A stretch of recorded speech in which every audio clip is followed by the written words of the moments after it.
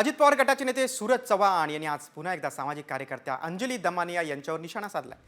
धनंजय मुंडेंवर आरोप करण्यासाठी रिचार्जवाल्या ताईंच्या खात्यावर 25 कोक्यांचा बॅलन्स टाकण्यात आलाय असा गंभीर आरोप सूरज चव्हाणांनी केला। ह्या ताई स्वतःला स्वयंघोषित समाजसेविका म्हणून घेतात। वर्षाला 25 देश या फिरतात।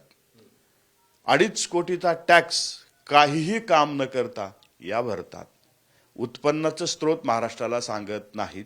फक्त आणि फक्त राष्ट्रवादी काँग्रेस पक्षाला बदनाम करणे हा जो त्यांचा अजेंडा आहे तो रिचार्जवर चालतो। आणि यावेळी त्यांचं 25 खोक्याचं रिचार्ज झाले ते महाराष्ट्राच्या जनतेसमोर पुराव्यानिशी मी मांडणार आहे।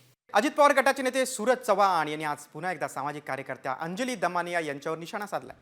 धनंजय मुंडेंवर आरोप करण्यासाठी रिचार्जवाल्या ताईंच्या खात्यावर 25 कोक्यांचा बॅलन्स टाकण्यात आलाय असा गंभीर आरोप सूरज चव्हाणांनी केला। ह्या ताई स्वतःला स्वयंघोषित समाजसेविका म्हणून घेतात। वर्षाला 25 देश या फिरतात।